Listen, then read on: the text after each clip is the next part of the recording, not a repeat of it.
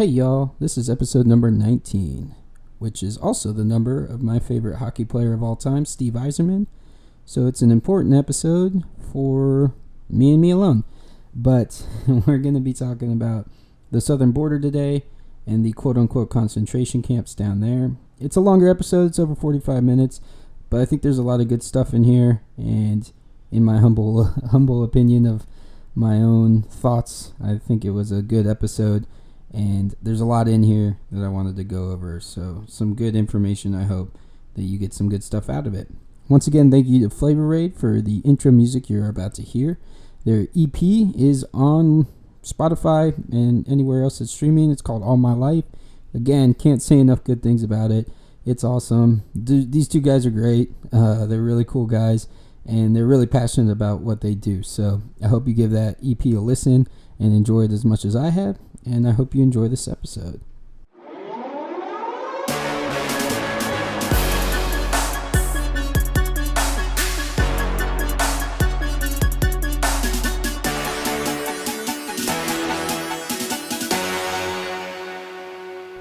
What's up, y'all? This is the Sovereign Individual Podcast. I'm your host, Eric Guerra, and thank you once again for joining me today. If you're liking what you're hearing so far, please go ahead and subscribe, rate, and review the show, and share it with anybody you think might enjoy listening to it. So this episode's coming out a couple days later than I like to get the weekly one out. I try to usually record on Monday and have it posted on Monday night. But this Sunday, I'm a ring announcer for a professional wrestling company here in Austin, and Sunday night we had our show. It was a really good show. Had a really old school feel to it for this particular company. Reminded me of the old days of Anarchy Championship Wrestling, and it was really exciting, but I yelled a lot, and so my voice was pretty shot on Monday, and I wanted to give it a couple days to recover before recording another episode. So that's the reason for the delay, but we'll be doing 3 episodes this week to try to make up for that. Because I'm going to be doing this one right here, and then I'll be doing recaps or reviews or breaking down the Democratic debates, presidential debates that are starting this evening, and the second one's going to be tomorrow night. So I'm going to be subjecting myself to the nonsense that the majority of those candidates are going to be spewing and going over exactly how idiotic some of these ideas are. So that'll be coming up this week. But for today's episode, I wanted to talk about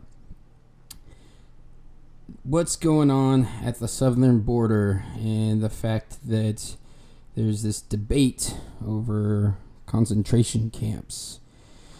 And this is an interesting one. There's obviously a lot of nuance to this, and especially coming at it from a liberty standpoint. So this is probably going to be a longer episode. There's going to be a lot to get into.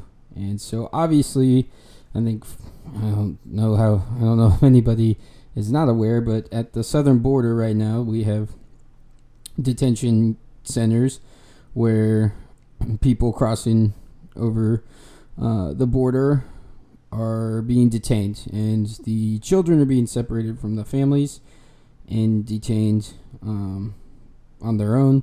There have been deaths that have occurred at these camps, likely due to the fact that you're traveling through hundreds of miles of desert, and there's no, I don't know, that's unhealthy as it is. And then if you aren't necessarily a healthy child to begin with, that kind of stress can cause deaths. There's also, there's a lot of cruelty that's occurring at these detention centers, and I'm gonna continue calling them that for the time being. We're gonna get into the whole should they be called concentration camps or not, but for right now, I'm just gonna keep referring to them as detention centers.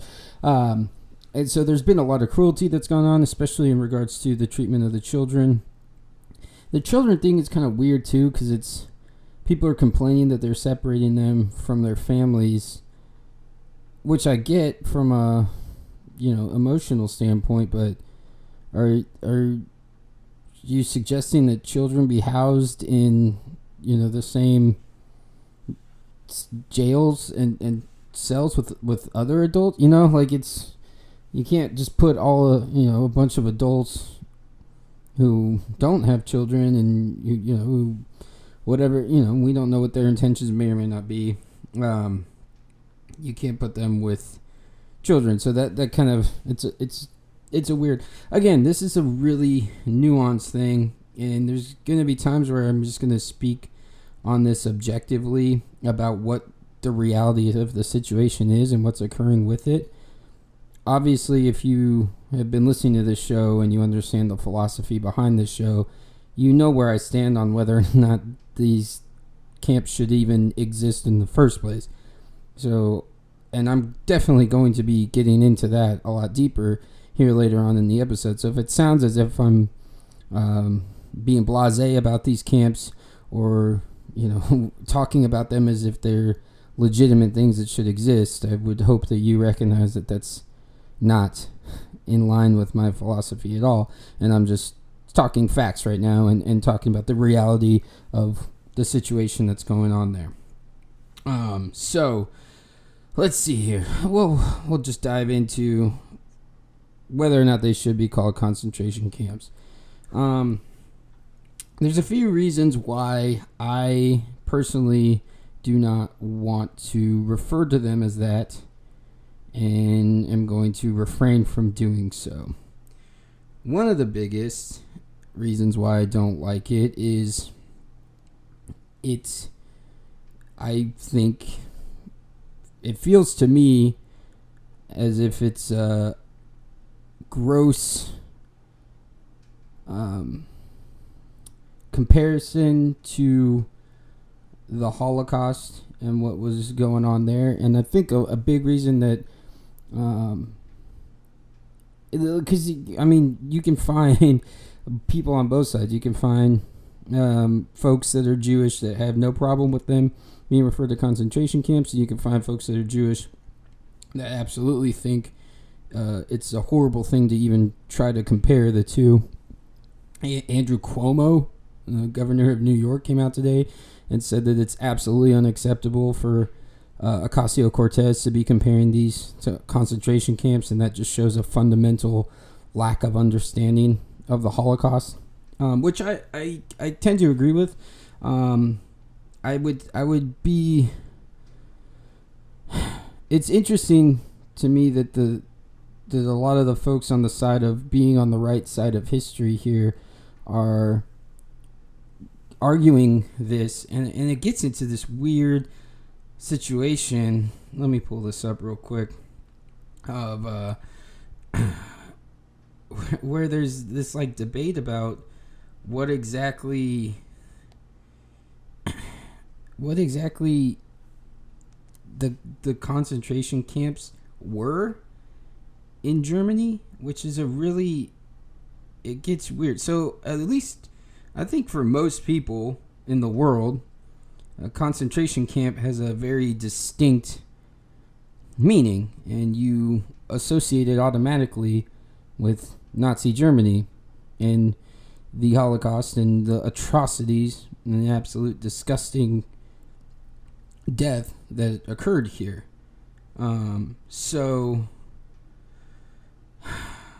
then you get into this weird thing where people are trying to defend Ocasio's comparison. And so you have something like this. This was a tweet from Chris Hayes about a week ago when this all started. And Chris Hayes is he's an MSNBC.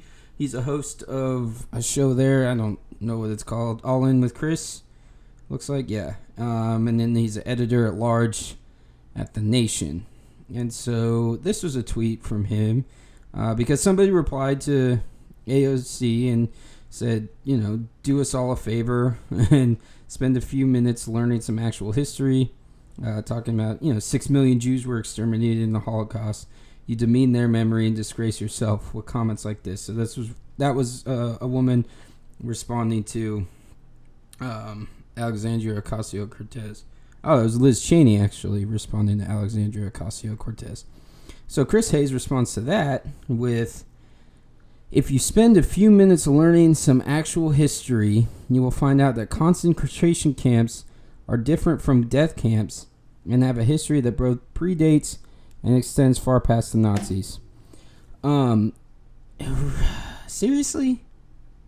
From the side that preaches about being on the right side of history, you're going to try to get into the nuance of the difference between the Nazi concentration camps and the ones that were death camps? I mean, that is a reach just to try to defend the comments of Alexandria Ocasio-Cortez. Like, that is, and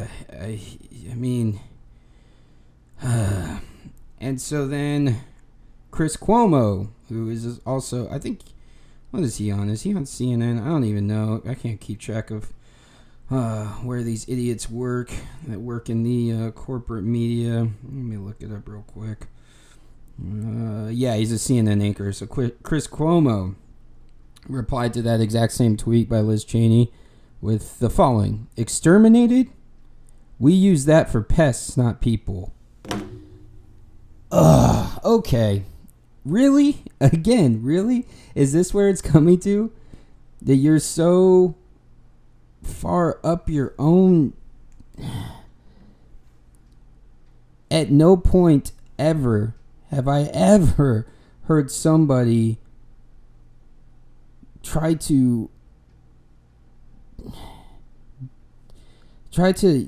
call another person out for using the word exterminated in referencing the Holocaust.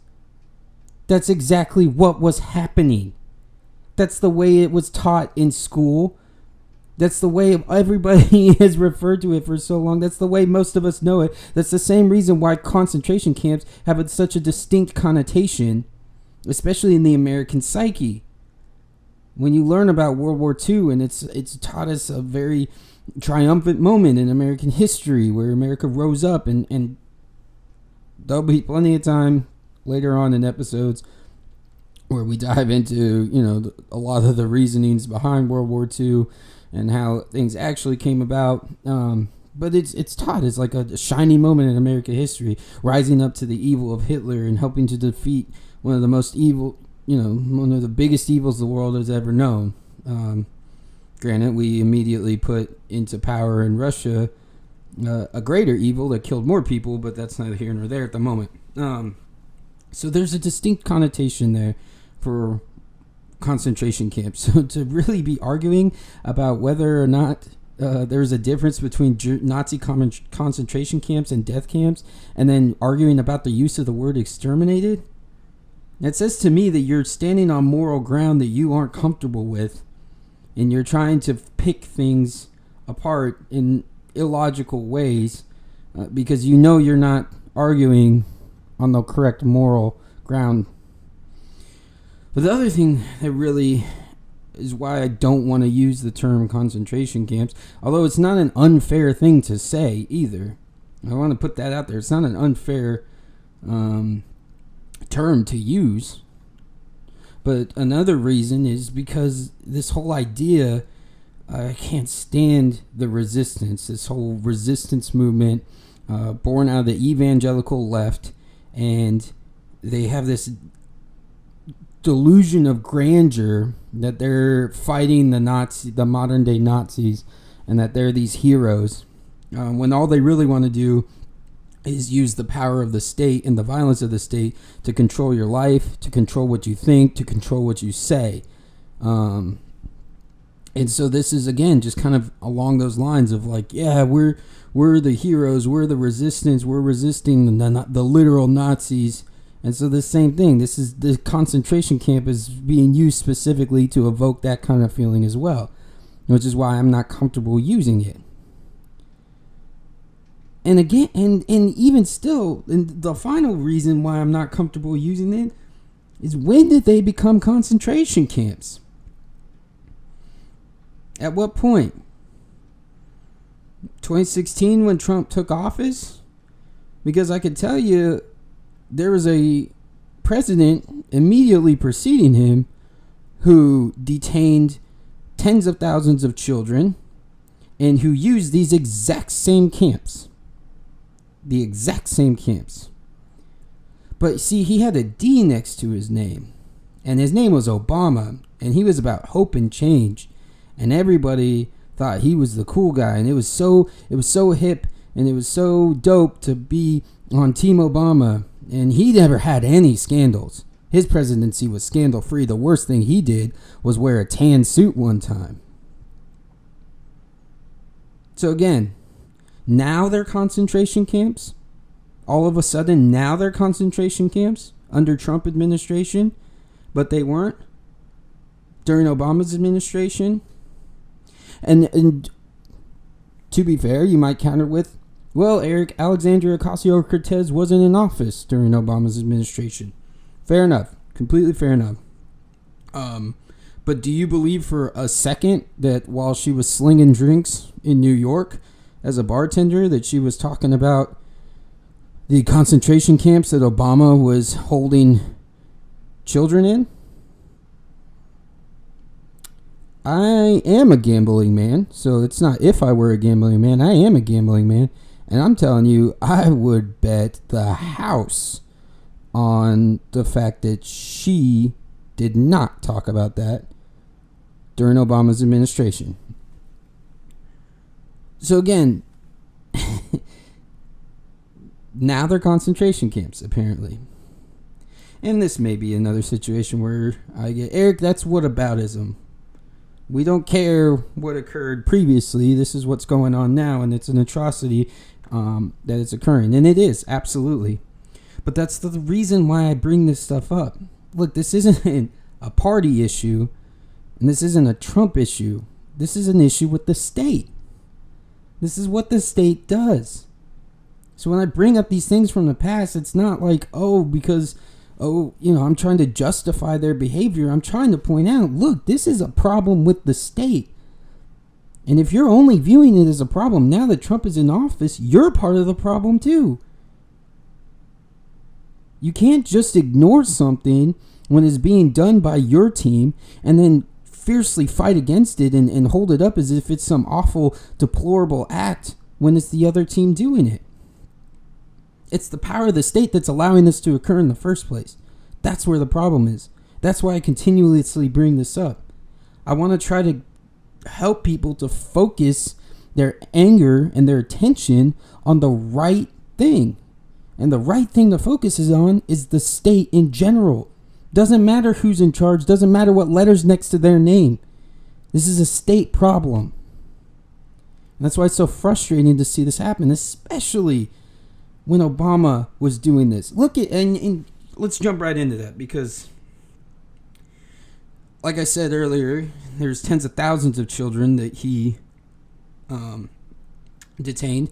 But let's just see, let's talk about the dishonesty around this whole situation right now. This was an article from The Hill, which again, I don't expect a whole lot of honesty or partisanship when it comes to, or bipartisanship, I guess, or I don't know, when it comes to The Hill. But this is the title of the article, and this is from the 12th of June, so just a couple weeks ago, 2 weeks ago exactly. Title of the article: Trump administration to send migrant children to Army base once used as Japanese internment camp. Obviously meant to invoke a very specific kind of response. The same type of response that calling it a concentration camp is meant to invoke. Again, not an unfair comparison to make and not an unfair emotion to try to invoke. But my problem with it is because this is only now become a problem under Trump. So let's go into the article a bit. Some immigrant children detained at the southern border will be sent to a U.S. Army base once used to intern Japanese Americans during World War II as authorities seek new shelters to house an overflow of people crossing the border. The Health and Human Services Department, which operates the Office of Refugee Resettlement, said it was activating facilities at Fort Sill Army Base near Lawton, Oklahoma, as a temporary emergency shelter for children detained at the border. The site was also used as a shelter in 2014 under the Obama administration. And there it is. Same thing exactly that Obama did. And they're even saying in here it's being used as a temporary emergency shelter. But you wouldn't have gotten that from the title of the article. It's meant to specifically evoke an emotion. Again, an emotion that's not necessarily, that should be evoked when it comes to this type of thing that's occurring. But they're doing it specifically because of Trump. Ignoring what the actual problem is, the state, and instead focusing on the letter next to the current leader's name. But let's not leave Obama yet. Like I've said before many times on this podcast, I like to let folks speak for themselves. So let's let Obama speak for himself in an interview on CNN from June of 2014. So let's take a listen real quick. President of the United States did an interview with George Stephanopoulos of ABC News. He's been criticized by some Republicans, saying the reason more than 50,000 young kids have come to the border and tried to get into the United States illegally, sent by their parents from Guatemala and Honduras. Some Republicans have suggested there's an open border policy or the president hasn't been tough enough. Listen to these tough words here. Our message absolutely is don't send your children unaccompanied on trains or through a bunch of smugglers. We don't even know how many of these kids don't make it and may have been waylaid into sex trafficking or killed because they fell off a train. We have no way of tracking that. So that is our direct message to the families in Central America. Do not send your children to the borders. If they do make it, they'll get sent back. More importantly, they may not make it. If they do make it, they'll get sent back. What an interesting difference 5 years makes. And what an interesting difference the letter next to your name makes when it comes to the corporate media and how they're portraying a situation like this.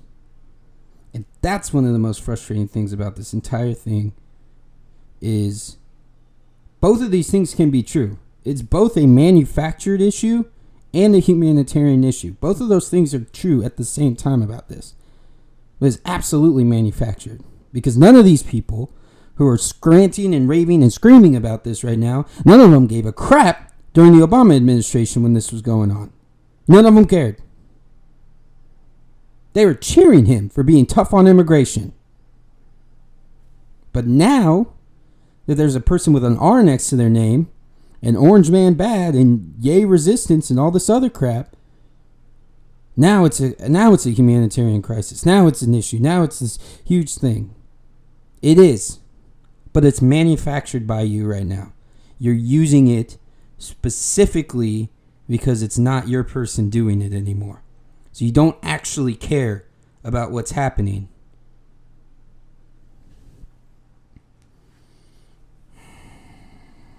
And that's what's really frustrating. That's what's the most frustrating.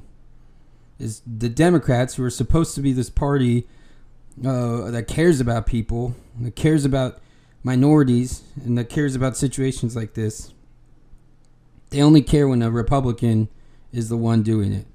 But when their golden boy, the best president that ever lived, according to the Democrats, the guy who never had a scandal, when he was doing the exact same thing, to the point now that there's been pictures floated around online of children in these detention centers and saying, look at how disgusting it is. Look at what Trump is doing right now.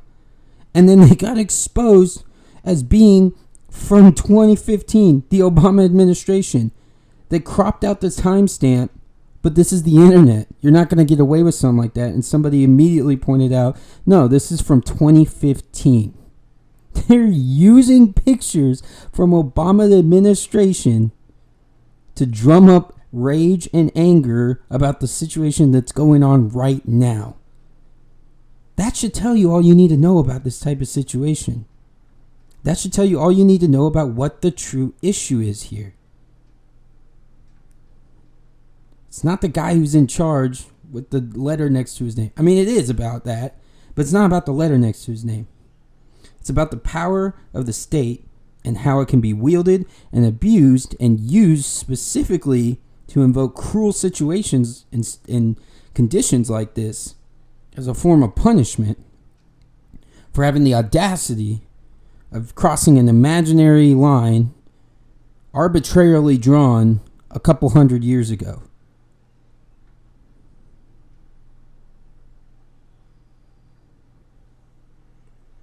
And I'm not even, there's another time where I'm going to get into immigration and the philosophical idea of open borders, and how most Democrats don't actually believe in it for philosophical reasons. How it's mostly just about getting votes. So that's another reason why this angers me as well. But so it's manufactured, and it's a humanitarian crisis. Both of those things are true, and it's okay for them to both be true. And it's not okay for them both to be true, but it's good to recognize that both of those things are true, and they're not exclusive. But it's also manufactured in a different way. It's manufactured by the actions of the state. It's manufactured by the actions of the United States government. Why has it become such an issue of people crossing over from the southern border of Mexico so much in the past 50 years? Well, there's two major reasons why this is occurring. And this is something Republicans don't want to admit, that if you were to end the war on drugs, it would curtail illegal immigration by an insane amount. Republicans don't want to talk about that. Republicans love their war on drugs, even though it's been an absolute failure. You've never seen a bigger waste of money, and in all of this, the United States government lost a war to a plant. Think about that for a second. The power of the U.S. government lost out to a plant. So you got the war on drugs and the violence that it's created. And don't forget the fact that the CIA was running drugs in the 80s. The CIA has backed different cartels financially in order to gain a sort of power and influence in that region. So this same government that's conducting this war on drugs is actively peddling them. Don't forget that one of the main reasons that we went to war in Afghanistan and why we're still there is because of the opium. Gosh, I'm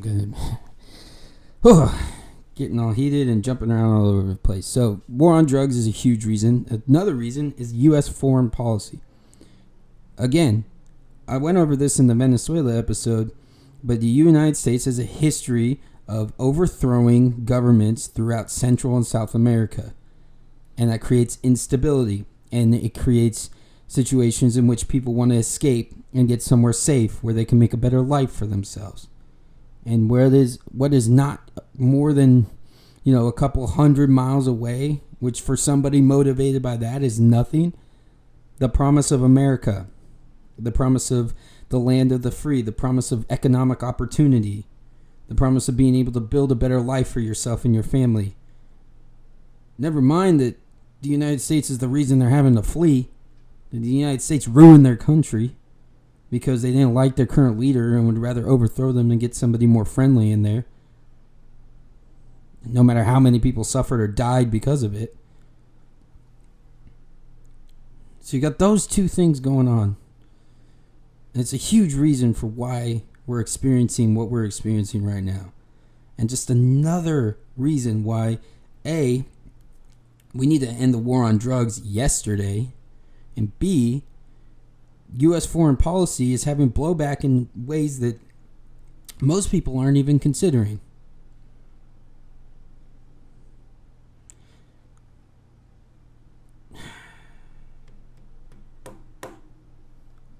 But the other way in which this manufactured response by folks on the left is really, I mean, this is just the weirdest one, I think, of all of it. So Wayfair, which I wasn't even aware that they did furniture, but I guess they do. And they were going to be providing beds to these detention centers. So let's read about this real quick. Sorry, real quick. I want to make sure. Okay, the video's muted. There was a video that was starting. I didn't want it to interfere. So this is just an article from CBS News about this particular thing.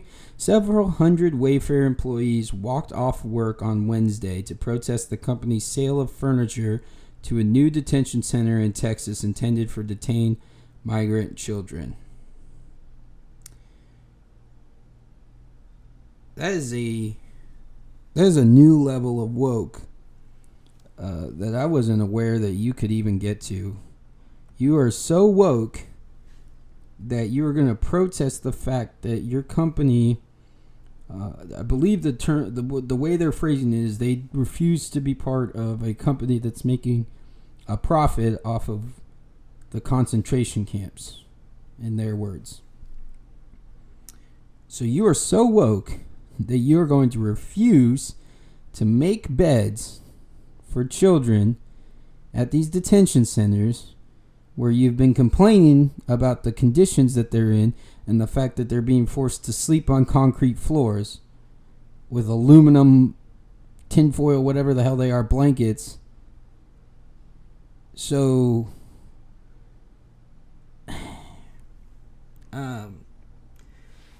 this makes my brain hurt. So, your response to that is we're going to refuse to build the beds that these children would then be able to sleep on while they're being held in these situations. You know, I mean, that's so woke. I wonder if the companies that are providing the food and water to the detention centers, if their employees are going to walk out too, because they're making a profit off of these children as well. So, you know, why stop at the beds? Take away the food and water too. Or don't, because that's idiotic and ridiculous. Look, again, you can be philosophically mad about this all you want. Like, I am. I'm very philosophically mad about what's going on here. And the reason that all of this is going on, and it's a direct result of actions of the state, and the fact that it's even occurring at all, that these camps even exist at all, are a direct reflection of the power of the state and the abuse of the power of the state. But don't let that philosophical view of it cloud your pragmatic approach, and the fact that this is a situation that is occurring. This is in reality what is going on. So suck it up and build the damn beds so these kids can sleep on them. You can't complain about the conditions that they're being forced to live under and the fact that they're being forced to sleep on concrete and then refuse to build the beds that they would be able to sleep in. I don't... Again, yeah. Why stop there? Take away their food and water as well. And then, of course, Alexandria Ocasio-Cortez, never one to let a situation like this go by without making it further about her. Posted some pictures of herself when she traveled to one of these detention centers when she was campaigning, I suppose. I don't know. And it's all these pictures of just her. There's a few people behind her, but it's focused just on her. And it's of her crying and then like looking sad and mournfully through this chain link fence. And interestingly enough, you don't actually see what it is that she's looking at. And they don't show any photos of these horrible conditions that cause such a visceral an emotional reaction out of her, that she was bent over in tears, covering her face, so distraught. And then we got a little glimpse today. There was a picture from behind her while the guy's taking the photo, looking like an Instagram boyfriend, you know, squatting down on the ground in order to get the right angle of her. And it appears as if the fence is just looking into a parking lot. Again, I don't want to say for sure, but you definitely see a parked SUV. I guess it's a Border Patrol vehicle, maybe. I don't know. It's got, you know, the lights on it. It's a law enforcement vehicle of some kind. And that's all you're really able to see past her and past this fence. So, again, using this situation to make it all about her. And if you're really concerned about what's going on here, you should maybe think about showing what caused you to have such an emotional reaction. Let us see these conditions that were so awful that they had you bent over crying. You had such a physical reaction to them. Otherwise, it's going to just look like you're using this for political gain. Now, you would never do something like that, would you, Alexandria Ocasio-Cortez? I couldn't imagine you would do something like that. But again, all of this is a distraction from what the real problem is. And the real problem is, and it is right now, it was during the Obama administration, and it will continue to be well into the future, and that is the state. The state is the problem. It creates the conditions in which a crisis like this is going to occur. It creates the conditions in which entire swaths of people south of our border are in such a dangerous living condition due to the actions of the state that they have no other choice but to try to traverse hundreds of miles of desert in order to give themselves a chance at a better life. Due to not even the actions of necessarily their own state, unless their own state was just happened to not be doing what America said. So I guess you could blame it in that regard, their state for not playing along. Or, you know, it's so dangerous where they live because the cartels run everything, because the United States government has empowered the cartels. And if they're not directly funding them, they're the reason that the cartels have any power in the first place. Because look at what happened when you outlawed alcohol in this country. When there was the prohibition period, there's all this violence with the distribution of alcohol. Yet the United States government killed tens of thousands of people by putting poison into like rubbing alcohol and grain and stuff that was then being used to create bootleg alcohol. The government poisoned it. The United States government poisoned it. Tens of thousands of people died. And there's violence. You know, you had Al Capone, Lucky Luciano, figures like that, Nucky Thompson rising up all over the East Coast, bootlegging, selling alcohol. More people drank during Prohibition than when it was legal. And then what happened? They legalized it again. And wouldn't you know it? Gosh, man. There's so many stories in the news about the violence in the distribution of alcohol. There's just so much. There's so much violence associated with it. Oh, wait, there's not. Because it's legal. And people don't have to do it on the black market. And therefore, you're not empowering gangs and cartels to be the ones to distribute this. Because again, basic market principles. If there is a demand, a market will rise up to meet it. And if it's not legal to do so, the black market will provide. The demand didn't go away. The demand for drugs hasn't gone away. Drug use hasn't changed. In the 60 plus years of the drug war, drug use has not changed in the United States. Hasn't gone up, hasn't gone down. It's the same as it's always been. So we've ruined lives. We put tons of people in jail over nonviolent crimes. Locked them in a cage. There's people locked in federal prison in Colorado right now while that state is making tax money off of selling the exact drug that they're in jail for. We've spent and wasted trillions of dollars the state has, the United States government. And then we've created conditions in Central and South America that are so awful that people are willing to traverse hundreds of miles of desert. I'm sure most of y'all saw the picture today of the man and his young daughter, who's 7 years old, I believe, that are drowned. They're dead in the water. It's a picture of their floating bodies. They floated up onto the bank of the Rio. That what they were trying to get away from was so bad that they were willing to risk that to get here.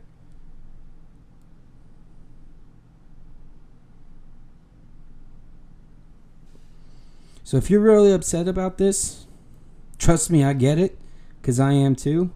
But I really hope that you take a look at what you're actually upset at and what the actual reason for this type of stuff occurring is, and that you're not just going to continue to as an orange man bad type argument, and that that's the reason you're going to stay mad about this. That's my hope here. That's why I constantly bring up things in the past, especially, Obama administration is the easiest one to bring up because it just occurred. I don't bring that up because of whataboutism. I don't bring that up to try to justify what it is that the Trump administration is currently doing. I'm not trying to justify anything that they do. I hate everything about the state for the most part. And damn near everything that they do. So I'm not the one to be accused of trying to justify the behavior of the state. I'm just trying to get people to lock in on what the actual problem is. Trying to help guide people to looking at, pulling the curtain back a little bit. Seeing this isn't a letter next to your name issue. This is the state. This is what the state does. This is what the state is capable of. And this is what the state is really, really good at. Inflicting this kind of cruelty on people. And whether it's good at that because this is their intention to be this cruel, or whether it's this good at it because the government sucks at everything it does. So no wonder the conditions are absolutely god-awful. Either way, this is what the state does. So please, be angry, be upset about it. Know that philosophically, I am right there with you. But if you're just trying to call them concentration camps because it's the orange man doing it, I'm not on your side in that.